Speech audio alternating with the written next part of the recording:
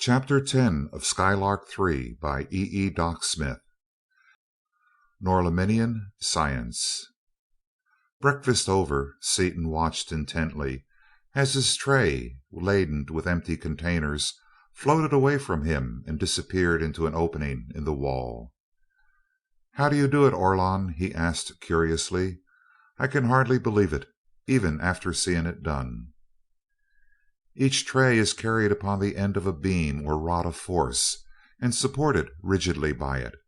Since the beam is tuned to the individual wave of the instrument you wear upon your chest, your tray is, of course, placed in front of you, at a predetermined distance, as soon as the sending force is actuated.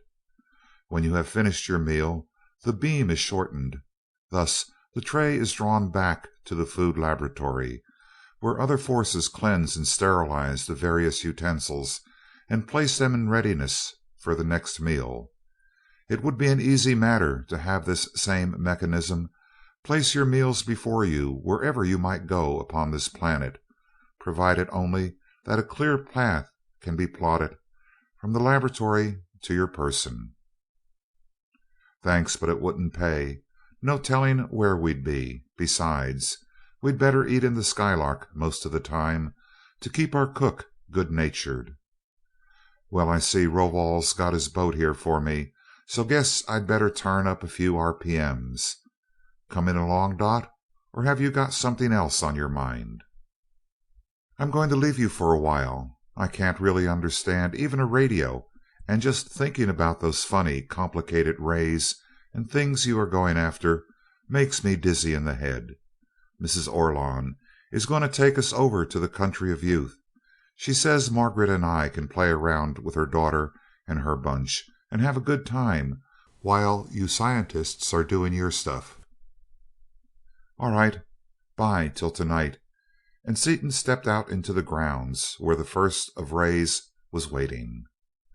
The flyer was a torpedo-shaped craft of some transparent, glassy material, completely enclosed except for one circular opening or doorway. From the midsection, which was about 5 feet in diameter and provided with heavily cushioned seats capable of carrying 4 passengers in comfort, the hull tapered down smoothly to a needle point at each end. As Seaton entered and settled himself into the cushions, Rovol touched a lever. Instantly, a transparent door slid across the opening, locking itself into position, flush with the surface of the hull, and the flyer darted into the air and away. For a few minutes there was silence as Seaton studied the terrain beneath them. Fields or cities there were none. The land was covered with dense forests and vast meadows, with here and there great buildings surrounded by gracious park-like areas. Rovol finally broke the silence. "I understand your problem, I believe, since Orlon has transferred to me all the thoughts he had from you. With the aid of the Rovolon you have brought us, I am confident that we shall be able to work out a satisfactory solution of the various problems involved. It will take us some few minutes to traverse the distance to my laboratory, and if there are any matters upon which your mind is not quite clear, I shall try to clarify them." "That's letting me down easy," Seaton grinned. "But you don't need to be afraid of hurting my feelings. I know just exactly how ignorant and dumb I am compared to you.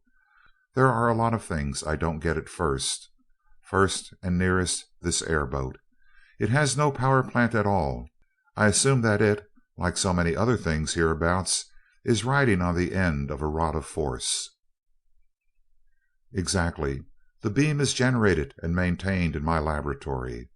All that is here in the flyer is a small sender for remote control." "How do you obtain your power?" asked Seaton. "Solar generators and tide motors? I know that all your work is done by prot electricity, but Orlon did not inform us as to the sources." "We have not used such inefficient generators for many thousands of years.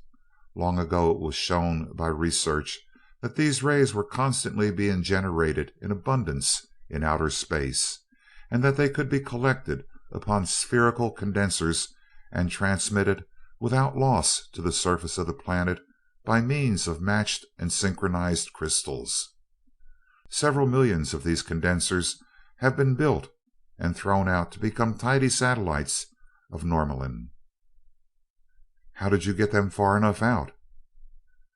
The first ones were forced out to the required distance by beams of force produced by the conversion of electricity, which was in turn produced from turbines, solar motors, and tide motors. With a few of them out, however, it was easy to obtain sufficient power to send out more, and now, whenever one of us requires more power than he has at his disposal, he merely sends out such additional collectors as he needs. Now about those fifth-order rays, which will penetrate a zone of force. I am told that they are not ether waves after all. They are not ether waves. The fourth-order rays, of which the theory has been completely worked out, are the shortest vibrations that can be propagated through the ether, for the ether itself is not a continuous medium. We do not know its nature exactly, but it is an actual substance and is composed of discrete particles of the fourth order. Now the zone of force, which is itself a fourth order phenomenon, sets up a condition of stasis in the particles composing the ether. These particles are relatively so coarse that rays and particles of the fifth order will pass through the fixed zone without retardation. Therefore, if there is anything between the particles of the ether, this matter is being debated hotly amongst us at the present time, it must be subether, if I may use that term. We have never been able to investigate any of these things experimentally, not even such a coarse aggregation as is the ether. But now, having Rovolon, it will not be many thousands of years until we shall have extended our knowledge many orders farther in both directions. Just how will Rovolon help you? It will enable us to generate a force of the 9th magnitude. That much power is necessary to set up what you have so aptly named a zone of force, and will give us a source of 4th, 5th, and probably higher orders of rays, which, if they are generated in space at all, are beyond our present reach. The zone of force is necessary to shield certain items of equipment from ether vibrations, as any such vibration inside the controlling fields of force renders observation or control of the higher orders of rays impossible. I see. I'm learning something, Seaton replied cordially. Just as the higher powered a radio set is, the more perfect must be its shielding. Yes, just a trace of any gas will destroy the usefulness of your most sensitive vacuum tubes, and just as imperfect shielding will allow interfering waves to enter sensitive electrical apparatus, in that same fashion will even the slightest ether vibration interfere with the operation of the extremely sensitive fields and lenses of force which must be used in controlling forces of the higher orders. You haven't tested the theory of the fourth order yet, have you? No, but that is unnecessary. The theory of the fourth order is not really theory at all. It is mathematical fact. Although we have never been able to generate them, we know exactly the forces you use in your ship of space, and we can tell you of some thousands of others more or less similar and also highly useful forces, which you have not yet discovered, but are allowing to go to waste. We know exactly what they are, how to liberate and control them, and how to use them. In fact, in the work which we are to begin today, we shall use but little ordinary power. Almost all our work will be done by fourth order forces, liberated from copper by means of the Rovolon you have given me. But here we are at my laboratory. You already know that the best way to learn is by doing, and we shall begin at once. The flyer alighted upon a lawn quite similar to the one before the observatory of Orlon, and the scientist led his earthly guest through the main entrance of the imposing structure of vari-colored marble and gleaming metal, and into the vast, glass-lined room that was his laboratory. Great benches lined the walls, and there were hundreds of dials, meters, tubes, transformers, and other instruments whose uses Seaton could not even guess. Rovol first donned a suit of transparent, flexible material of a deep golden color, instructing Seaton to do the same, explaining that much of the work would be with dangerous frequencies and with high pressures, and that the suits were not only absolute insulators against electricity, heat, and sound, but were also ray filters proof against any harmful radiation. As each helmet was equipped with radiophones, conversation was not interfered with in the least. Rovol took up a tiny flash pencil, and with it deftly cut off a bit of Rovolon, almost microscopic in size. This he placed upon a great block of burnished copper, and upon it plate of force. As he manipulated two levers, two more beams of force flattened out the particle of metal, spread it out over the copper, and forced it into the surface of the block until the thin coating was at every point in molecular contact with the copper beneath it. A perfect job of plating, and one done in the twinkling of an eye.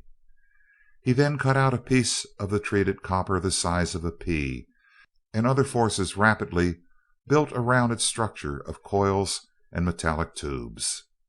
This apparatus he suspended in the air at the extremity of a small beam of force.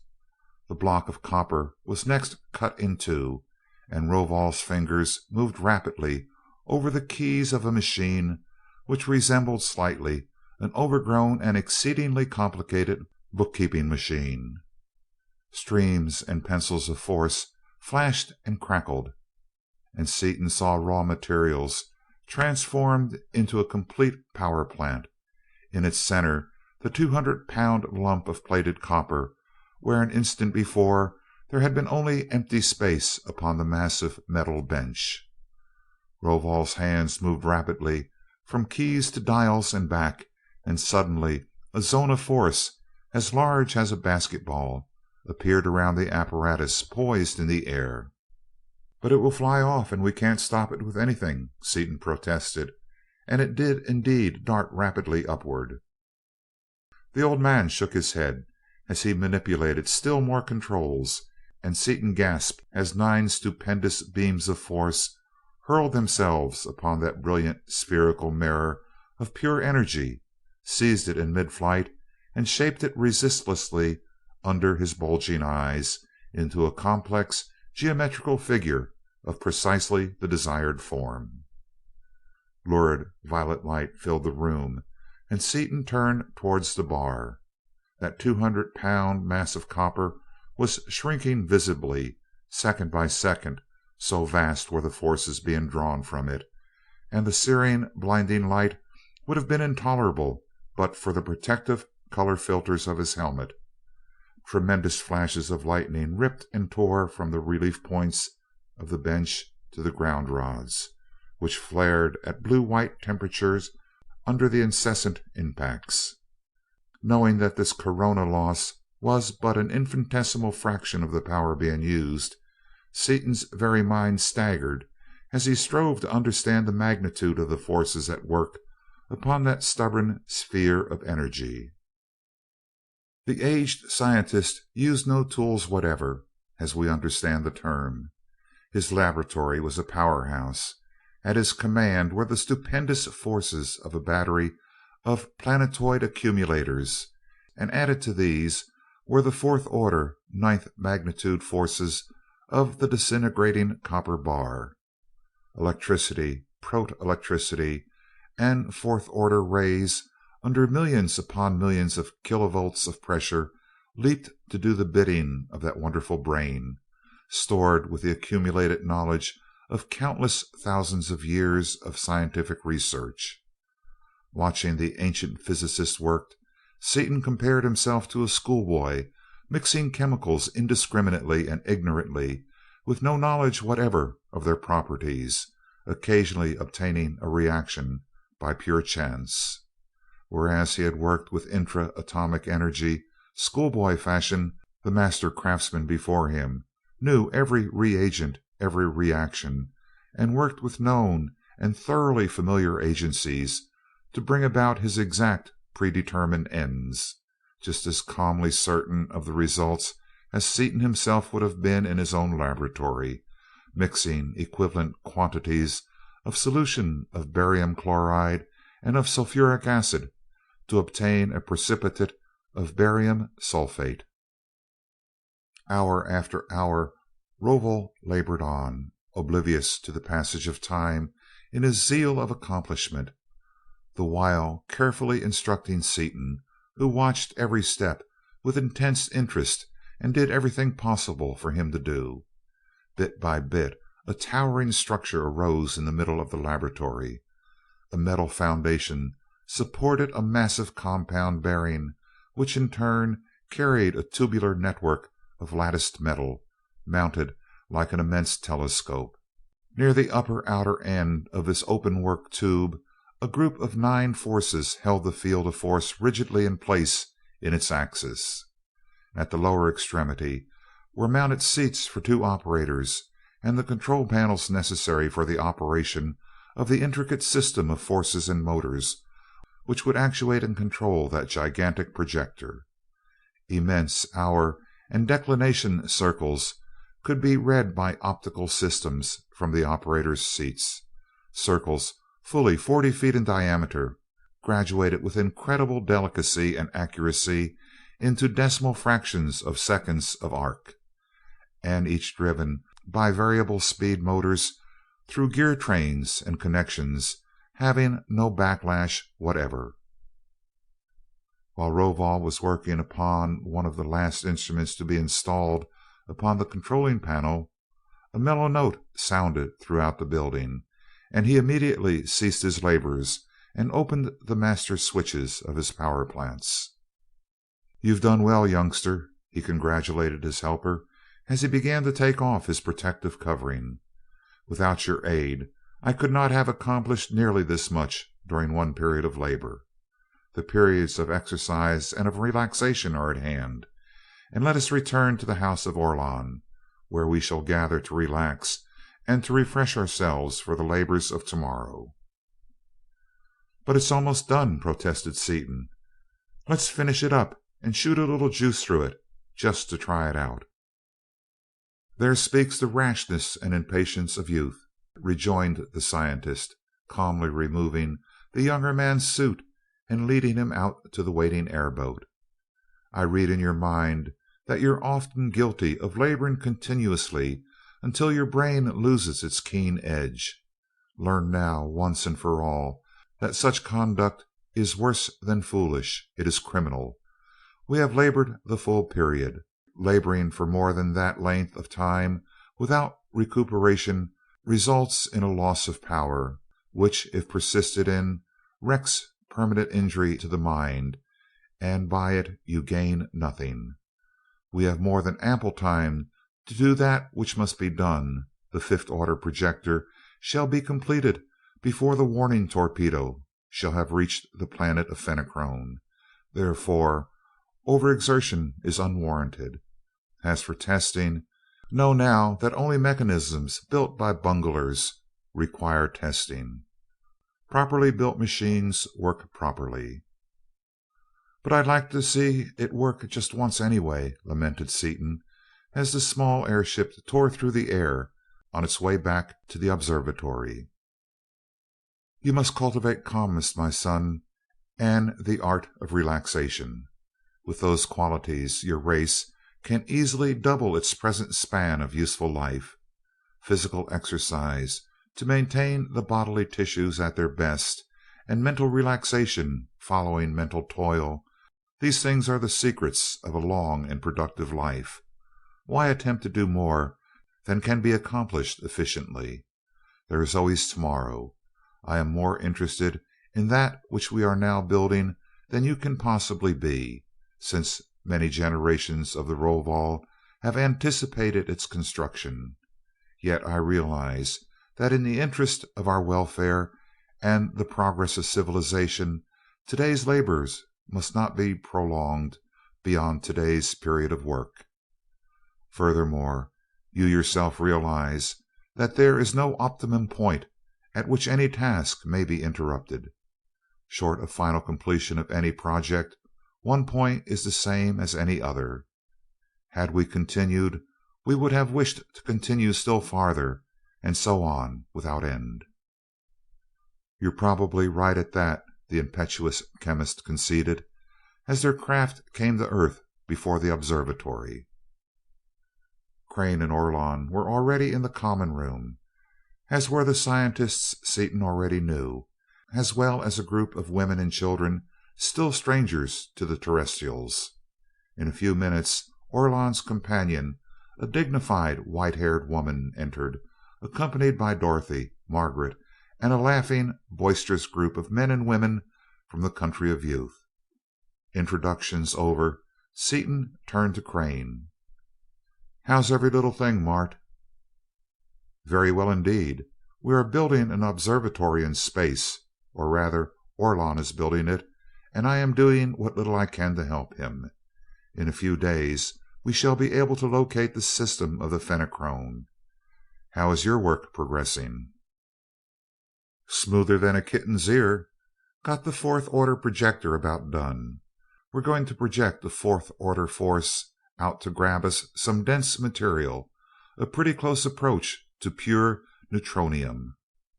There's nothing dense enough around here, even in the core of the central sun, so we're going out to a white dwarf star, one a good deal like the companion star to Sirius in Canis Major, get some material of the proper density from its core, and convert our sender into a fifth order machine. Then we can really get busy, go places, and do things." "Neutronium? Pure mass?"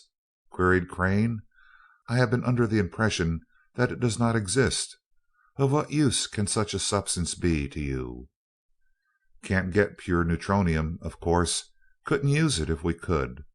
What we need and are going to get is a material of about 2.5 million specific gravity. Got to have it for lenses and controls for the fifth order forces. Those rays go right through anything less dense without measurable refraction. But I see Rovol's giving me a nasty look. He's my boss on this job, and I imagine this kind of talk's barred during the period of relaxation as being work. That so, Chief?" "You know that it is barred, you incorrigible young cub," answered Rovol with a smile. "All right, boss. One more little infraction and I'll shut up like a clam. I'd like to know what the girls have been doing." "We've been having a wonderful time," Dorothy declared. "We've been designing fabrics and ornaments and jewels and things. Wait till you see 'em." "Fine. All right. Orlon, it's your party. What to do?" "This is the time of exercise. We have many forms, most of which are unfamiliar to you. You all swim, however, and as that is one of the best exercises, I suggest we all swim." "Lead us to it!" Seaton exclaimed. Then his voice changed abruptly. "Wait a minute. I don't know about our swimming in copper sulfate solution." "We swim in fresh water as often as in salt, and the pool is now filled with distilled water." The terrestrials quickly donned their bathing suits, and all went through the observatory and down a winding path, bordered with that peculiarly beautiful scarlet and green shrubbery, to the pool, an artificial lake covering 100 acres, its polished metal bottom and sides strikingly decorated with jewels and glittering tiles, in tasteful yet contrasting inlaid designs.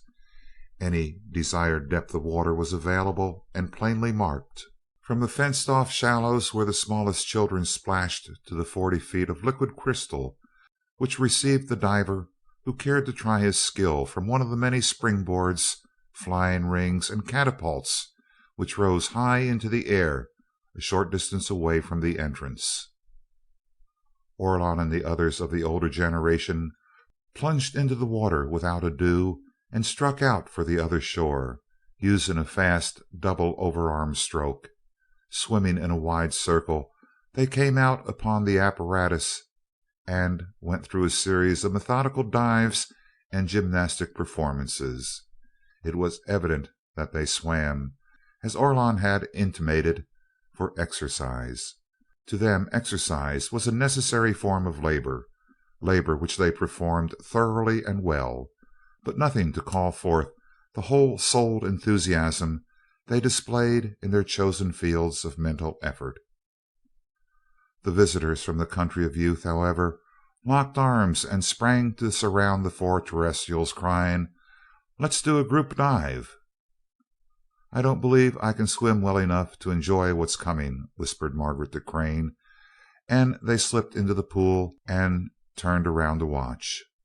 Seaton and Dorothy, both strong swimmers, locked arms and laughed as they were encircled by the green phalanx and swept out to the end of a dock-like structure and upon a catapult. "Hold tight, everybody," someone yelled, and interlaced, straining arms and legs held the green and white bodies in one motionless group as a gigantic force hurled them 50 feet into the air and out over the deepest part of the pool. There was a mighty splash and a miniature tidal wave as that mass of humanity struck the water. Many feet they went down before the cordon was broken and the individual units came to the surface. Then pandemonium reigned. Vigorous informal games, having to do with floating and sinking balls and effigies, pushball, in which the players never seemed to know or to care upon which side they were playing, water fights and dunking contests. A green mermaid, having felt the incredible power of Seaton's arms as he tossed her lightly away from a goal he was temporarily defending, put both her small hands around his biceps wonderingly, amazed at a strength unknown and impossible upon her world, then playfully tried to push him under. Failing, she called for help. "He's needed a good ducking for ages," Dorothy cried, and she and several other girls threw themselves upon him. Over and around him the lithe forms flashed, while the rest of the young people splashed water impartially over all the combatants and cheered them on. In the midst of the battle the signal sounded to end the period of exercise. "Saved by the bell," Seaton laughed. Thoroughly ducked and almost half drowned, he was allowed to swim ashore. When all had returned to the common room of the observatory and had seated themselves, Orlon took out his miniature ray projector, no larger than a fountain pen, and flashed it briefly upon one of the hundreds of button-like lenses upon the wall. Instantly each chair converted itself into a form-fitting divan, inviting complete repose. "I believe that you of Earth would perhaps enjoy some of our music during this, the period of relaxation and repose. It is so different from your own," Orlon remarked, as he again manipulated his tiny force tube. Every light was extinguished, and there was felt a profoundly deep vibration, a note so low as to be palpable rather than audible, and simultaneously the utter darkness was relieved by a tinge of red so dark as to be barely perceptible, while a peculiar somber fragrance pervaded the atmosphere. The music rapidly ran the gamut to the limit of audibility, and in the same tempo the lights traversed the visible spectrum and disappeared. Then came a crashing chord and a vivid flare of blended light, ushering in an indescribable symphony of sound and color, accompanied by a slower succession of shifting, blending odors. The quality of tone was now that of a gigantic orchestra, now that of a full brass band, now that of a single unknown instrument, as though the composer had had at his command every overtone capable of being produced by any possible instrument, and with them had woven a veritable tapestry of melody upon an incredibly complex loom of sound. As went the harmony, so the play of light accompanied it.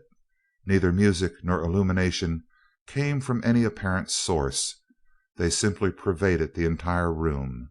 When the music was fast, and certain passages were of a rapidity impossible for any human fingers to attain, the lights flashed in vivid tiny pencils, intersecting each other in sharply drawn, brilliant figures, which changed with dizzying speed. When the tempo was slow, the beams were soft and broad, blending into each other to form sinuous, indefinite, writhing patterns, whose very vagueness was infinitely soothing. "What do you think of it, Mrs. Seaton?" Orlon asked. "Marvelous," breathed Dorothy, awed. "I never imagined anything like it.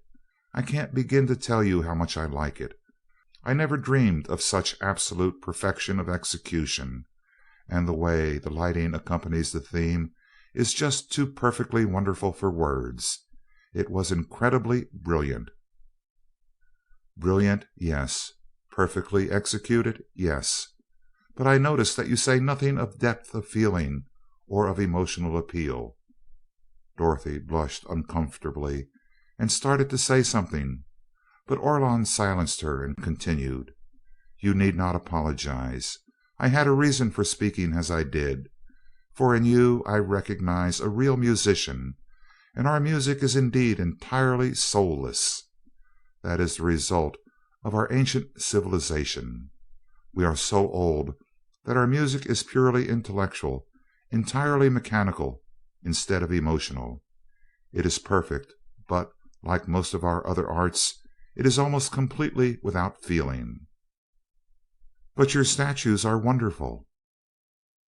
"As I told you, those statues were made myriads of years ago. At that time we also had real music, but unlike statuary, music at that time could not be preserved for posterity. That is another thing you have given us. Attend." At one end of the room, as upon a three-dimensional screen, the four terrestrials saw themselves seated in the control room of the Skylark. They saw and heard Margaret take up her guitar and strike four sonorous chords in A. Then, as if they had been there in person, they heard themselves sing "The Bullfrog" and all the other songs they had sung, far off in space. They heard Margaret suggest that Dorothy play some real music, and heard Seaton's comment upon the quartet. "In that, youngster, you were entirely wrong," said Orlon, stopping the reproduction for a moment. "The entire planet was listening to you very attentively, and we were enjoying it as no music has been enjoyed for thousands of years." "The whole planet?" gasped Margaret. "Were you broadcasting it? How could you?" "Easy," grinned Seaton. "They can do almost anything with these rays of theirs." "When you have time, in some period of labor, we would appreciate it very much if you four would sing for us again, would give us more of your vast store of youthful music, for we can now preserve it exactly as it is sung. But much as we enjoy the quartet, Miss Seaton, it was your work upon the violin that took us by storm. Beginning with tomorrow, my companion intends to have you spend as many periods as you will, playing for our records. We shall now have your music." "If you like it so well, would you rather I'd play you something I hadn't played before?" "That is labor. We could not—" "Faugh!" Dorothy interrupted. "Don't you see that I could really play right now with somebody to listen, who really enjoys music, whereas if I tried to play in front of a record I'd be perfectly mechanical?" "'Atta girl, Dot. I'll get your fiddle." "Keep your seat, son," instructed Orlon, as the case containing the Stradivarius appeared before Dorothy, borne by a pencil of force. "While that temperament is incomprehensible to every one of us, it is undoubtedly true that the artistic mind does work in that manner. We listen." Dorothy swept into the melody in F, and as the poignantly beautiful strains poured forth From that wonderful violin she knew that she had her audience with her. Though so intellectual that they themselves were incapable of producing music of real depth of feeling, they could understand and could enjoy such music with an appreciation impossible to a people of lesser mental attainments, and their profound enjoyment of her playing, burned into her mind by the telepathic, almost hypnotic power of the Norlaminian mentality, raised her to heights of power she had never before attained. Playing as one inspired, she went through one tremendous solo after another, holding her listeners spellbound, urged on by their intense feeling to carry them further and ever further into the realm of pure emotional harmony. The bell which ordinarily signaled the end of the period of relaxation did not sound. For the first time in thousands of years the planet of Norlamin deserted its rigid schedule of life to listen to one Earthwoman pouring out her very soul upon her incomparable violin. The final note of memories died away in a diminuendo wail, and the musician almost collapsed into Seaton's arms. The profound silence, more impressive far than any possible applause, was soon broken by Dorothy. "There, I'm all right now, Dick. I was about out of control for a minute. I wish they could have had that on a recorder. I'll never be able to play like that again if I live to be 1,000 years old."